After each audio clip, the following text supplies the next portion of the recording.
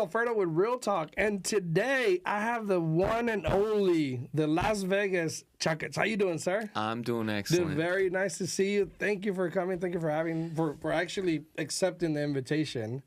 What are you talking about? Dude, I feel honored just even coming here, no, dude. I know. I remember I was in your show. Okay. But just real quick, for those that don't know you, which, shouldn't be that many, but for those that don't know you, just if you don't mind telling who you are, what you do, and then we'll get into it. Okay, so licensed real estate agent now for 16 years. YouTube, I guess that's the claim to fame. Should we call you YouTuber? I guess so.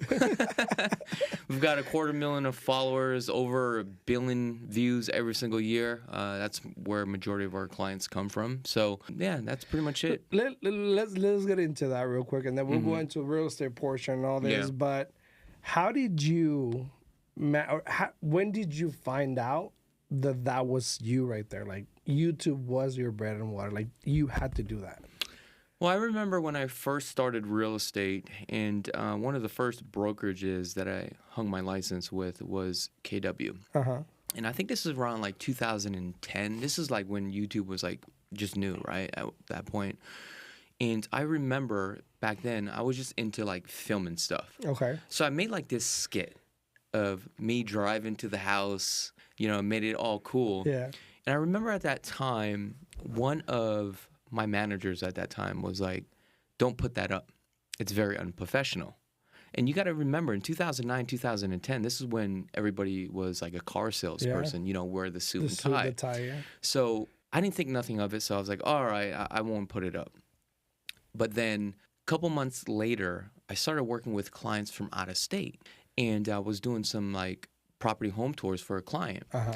But the video home tour was just way too long for the client to purchase, right? Because they got to see the home. Of course. So I was like, how am I going to send this? Because I tried to send it through, Gmail, but the file was just too big. Of course. So what I did was I realized that you can upload it onto YouTube, leave it as private, copy the URL, and send it to the client. Mm-hmm. So that's how I was selling homes. So I think around like 2018, I was like, you know what? Screw it. I ain't got nothing to do. Let me just film some of the homes here, because I've noticed there's some other channels. They're starting to like get more views, and you can actually get paid for it. So I was like, you know what? I'm gonna just do a video home tour. I'm gonna just educate, the buyers out there. So I did a couple of those. It didn't work, but then I was like, you know what? I just enjoy this anyway. Let me just do it. Then I got my first call. Then I was like, you know what? This is the direction that real estate is going. Yeah. And at that point, I just went full force. You just went on with it. Yeah, I just went on with it. Now, we were talking earlier about how difficult nowadays it is to grow on YouTube. Yes. Right? But your consistency, because you did a lot of videos. And we were talking about you doing like 2-3 a day. Well, or you were doing like at least 5 a week. Well, I was doing 1 video a day, but not necessarily 1 video a day. What we would do is I would go out and I would film like 4 or 5 properties, and this is what we call batch filming, right? Yeah. So you're preparing it for the next day, where you can auto set it on YouTube, and that's what I like about the platform. So I would have it like all lined up. But obviously now we're getting so busy, I may only do like 3 or 4 a week, but also there are only certain videos that we do to target a certain audience as well. Okay. And then I remember that you had a class one time. Yeah. I remember I went to it as well. Mm-hmm. And you talked about like you weren't even in those videos. No. You weren't like, and some people that like to show in their videos and show stuff and showcase here this, but you weren't even in those videos, and it was still a success. Yeah, and I think the reason why was because originally I didn't want to like be in front of the camera. But I wanted to be the person that held the camera, but as we're looking at a home, we're looking at it together. Yeah. We're building that relationship together, and we're just a couple people just hanging out and we're looking to buy a home together. Yeah. So that was the sense of feel that I was trying to get between me and my audience, if that makes sense. Well, I mean, you're a success on YouTube. That's for sure. You're a successful entrepreneur, real estate agent. You have your business. But let's get a little bit into that. Let's get into real estate a little bit. Now, let's talk about Las Vegas. Okay. Growing economy. Mm-hmm. But then again, I still see social media. I still see videos. I still see people talking about how this is going down the drain. Can you elaborate a little bit on that? And we talked about this earlier, but also when somebody asks me, how's the real estate market going? Okay. Then I follow up with a question. Are you asking me how my business is going? Or are you asking from a perspective of a buyer? Or are you asking for a perspective of a seller? Because everybody's situation is completely different, right? So let me give you an example. If you are a buyer in today's market, okay, and you ask me, how is the market? Well, a couple things. Are you a first-time home buyer? What's the reason why you want to buy a home, right? How long do you plan to live in the home? All this will play a factor, because if you wanted to buy a home, right, and you can afford to make that monthly payment, then the answer is yes. The market is good for you as a buyer because now you have options to pick from, okay?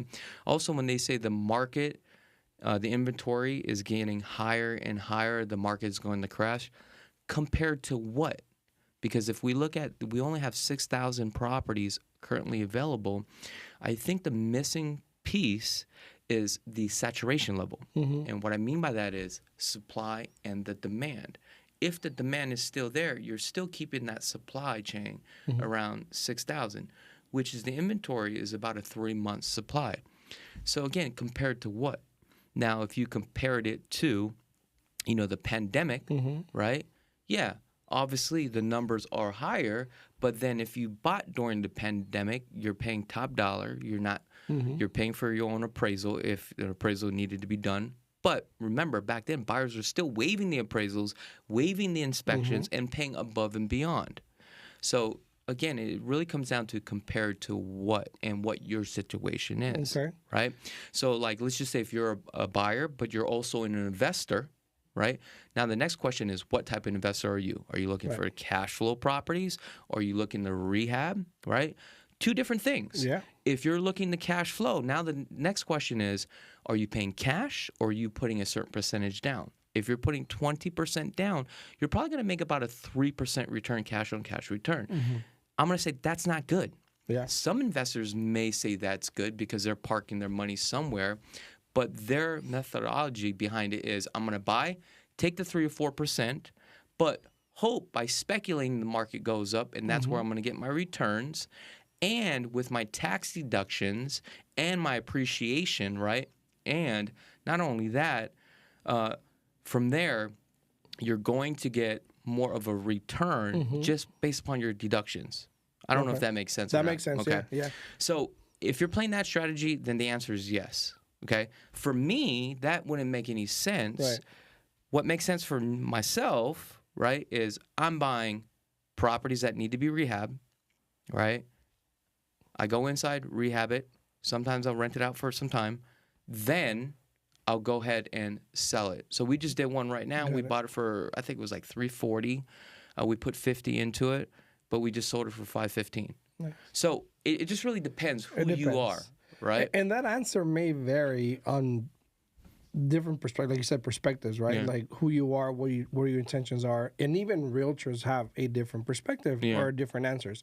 Now, what do you say right now in regards to the economy that has to deal with Las Vegas? I mean, we got stadiums being built, casinos being built.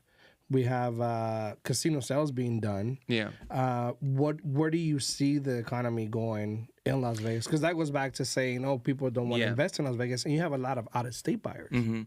Now, this is just based upon my own speculation, because here's the thing. When somebody really asks me, and I don't really give them an answer, here's why, because I have no clue. What I can tell you is what's happening now, but then I can just give you an idea of, this is just my thoughts. Right? Your opinion. And that's all it is. I think by the end of this year, I think we may see some sort of correction. I hope so, right? Yeah, of course. The reason why is because I want this thing to reset. I want to go out. I want to buy more properties. But the problem is that we have over 96,000 people moving to Las Vegas every single year. If your inventory is only 6,000 homes, imagine that, right? If we stop selling homes within 90 days, there's no more homes. People got to go somewhere. But also, if you look at the top 20 metropolitan areas, I'm going to tell you, Las Vegas is still the cheapest. There's so many benefits to move on out here. But also, if we take a look at the migration patterns too as well, and this is where we're talking about baby boomers. There's over 10,000 baby boomers retiring every single day. So when you are retiring, what do? Number one, you're downsizing, right? Now you're looking at your financial situation. Okay, this is only how much money we are making every single month. Okay, now let's take a look at our quality of life. Let's talk about food. Let's talk about medical. Okay, now what happens is the migration patterns, they start to look at every single metropolitan area. Which is the best place to move and why? So now, if we take a look, a lot of people are moving to Las Vegas tax purposes, right?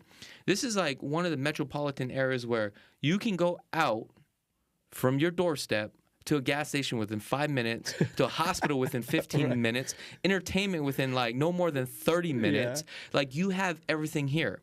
Okay. Also with Harry Reid International, there's so many flights that are coming in. There's 42 million people visiting Las Vegas every single year. Okay. 5 years ago was $10 billion. Now we're up to almost $30 billion in gaming revenue. So that means people are coming out here to spend money, right? So that is actually our primary sector. So if you take a look at it, that's our economy, is really the Strip, right?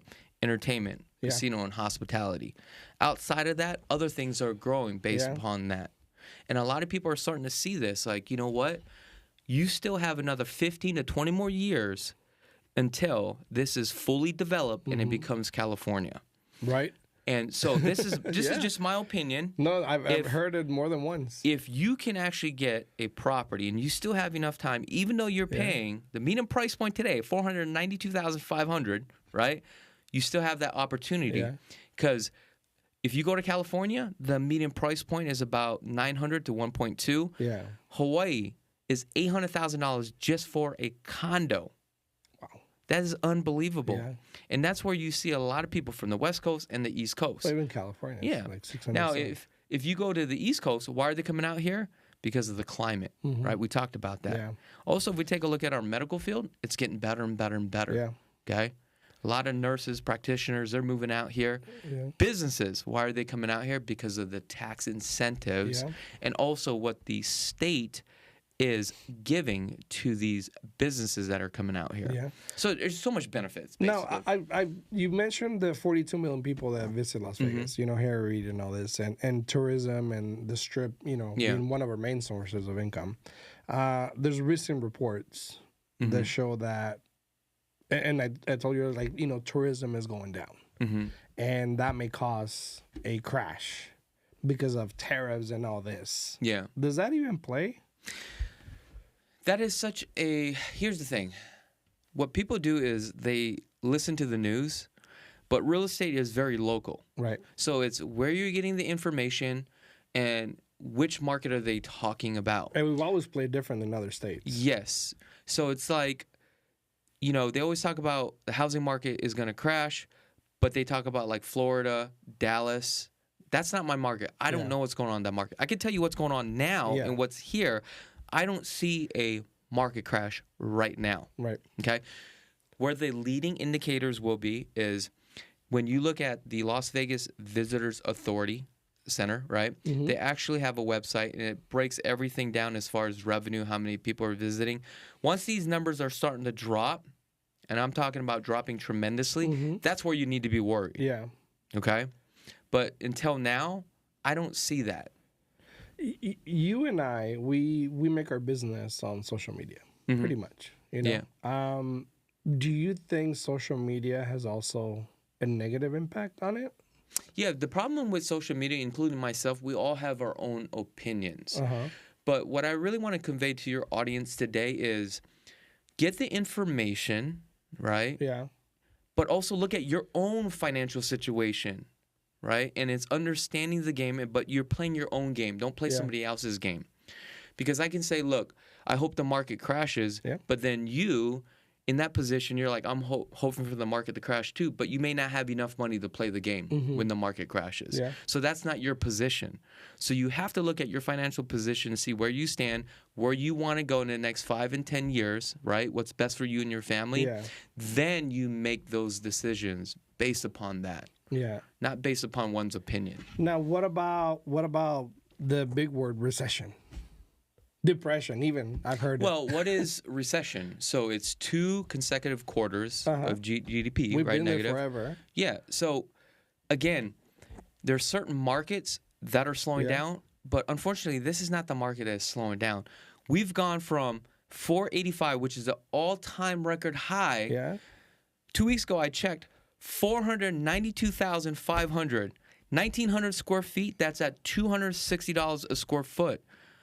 No, there's no recession. Yeah. Okay. When there's a recession and I start to feel it, I will let you I will know. let you know. Guys, Right. I ain't selling that many homes. Shit's hitting the fan. Can I swear? Yeah. Okay. By all means. Shit's hitting the fan. Yeah. However, I've got money on the side. I'm buying. Yeah. So when you have an expert is buying and he's telling you to buy, you may want to start to buy. But you know what? This is so funny because I always talk about this shit, right? Like we talked about the market, we talk about real estate with this, but lately I've seen so much negative shit. And by all means, everything you said today that I've thrown at you that has been a negative thing on social media or the market or this and that, there's always a positive side to it, right? And you said it straight. You went down to the numbers, to the fact. And for some reason, I still find people that don't like to be fact-checked. Like you talk about those data on social media, some fucking people just start like saying, oh, you know, you're just a salesperson.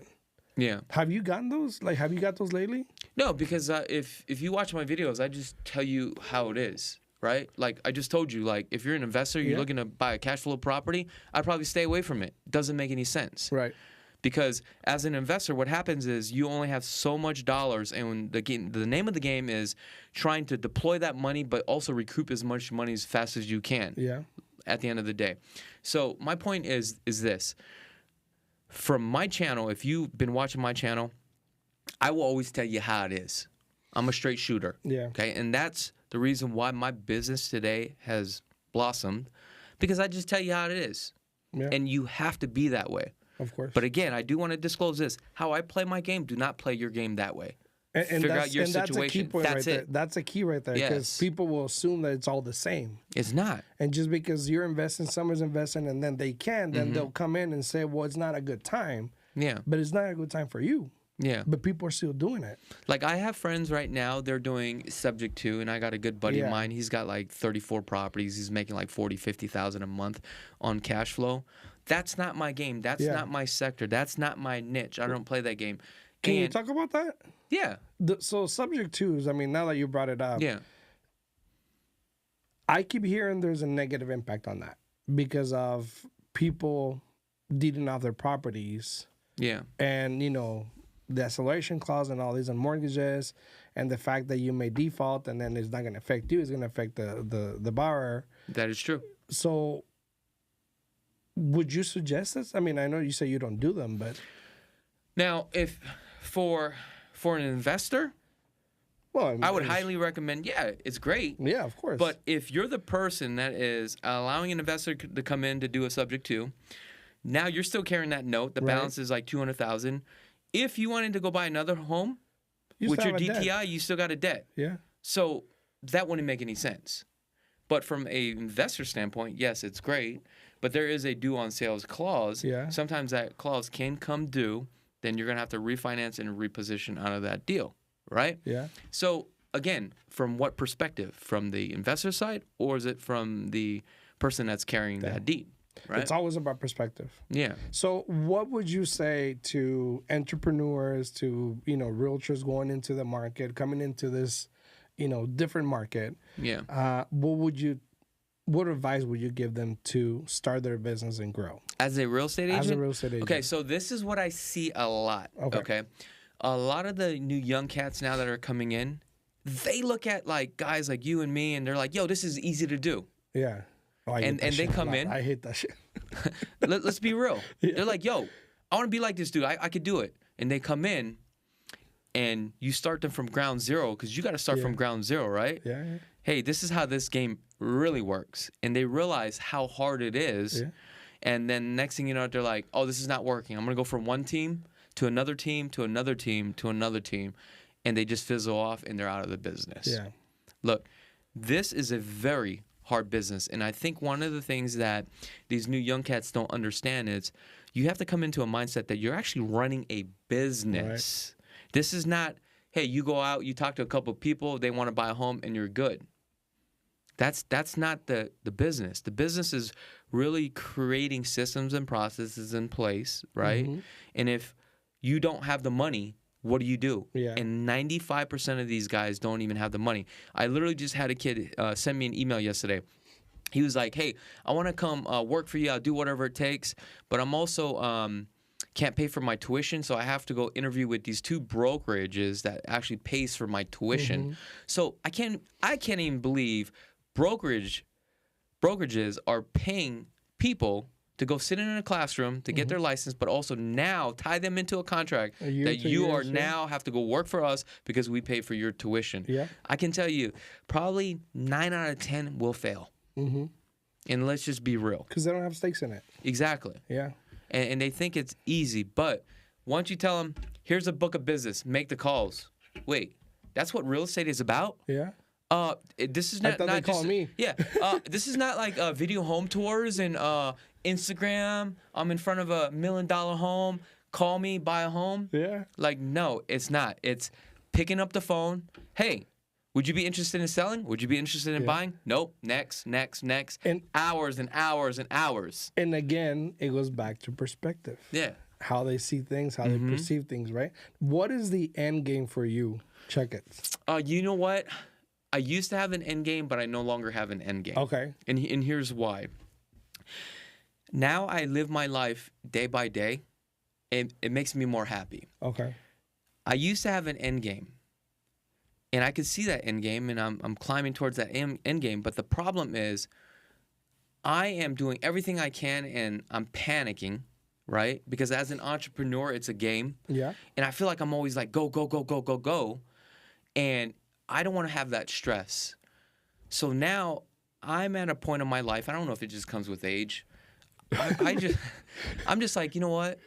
It's in God's hands. Yeah. I'm just going to do everything I can, but also be happy and also enjoy the moments. Yeah. Because I've never really enjoyed the moments until now. Because I remember when my wife was like, she told me, I remember when you said you just want to make $10,000 a month. Then it was $20,000 a month. Then it was $50,000. Then it was $100,000. You're never happy, right? Because you're always chasing it, try to get to where you want to be. But now I just kind of like let things go. Okay. But just do what needs to be done every day, and just let it ride. Okay. Right. So I think I'm pretty content in my life right now. But as far as like, hey, do I want this? Do I want that? No, there's really nothing that I want. Okay. Right? Maybe get in an apartment complex. I mean, that's about it, but it's not like, oh, I got to go get it tomorrow. Yeah. Right? I'm just playing the game, and whatever happens, happens. 5 years from now, I may not even be in real estate. I may just be flipping properties. Yeah. Right? Who knows? It just really depends. It depends, yeah. So let me ask you one more question that I ask everybody, and it has to do with real estate. So where do you, and this is about predictions, and I know we don't have a crystal ball. We can't figure this shit out with this president and all this going on, but where do you see, or where do you think the market will go from now until next year? Let's say the next 6-7 months. Okay, so this is where I'm thinking. I think by the end of this year, okay, we'll probably be up about 6%. Okay. Just the way that the market is going. Appreciation. Appreciation as far as what I see that's going on. Okay. Coming into next year, I'm going to say probably about mid next year, because then we're going into the elections again for the second terms, right? For midterms. And that could kind of screw things up. But it really comes down to what's happening with the tariffs that is going on between, Canada and China. But I feel like China is kind of holding off. Could we go into a recession? Yes, if the supply chain starts to cut down. And then what happens is we go into hyperinflation. Now, with hyperinflation, there's two things that is going to happen with hyperinflation. Number one is it's good and it's bad. Here's why. If you bought a home now, you have hyperinflation. The money that you have now, right, can pay off the stuff that you have later on. So if you had 2 properties that were at $500,000, you had hyperinflation.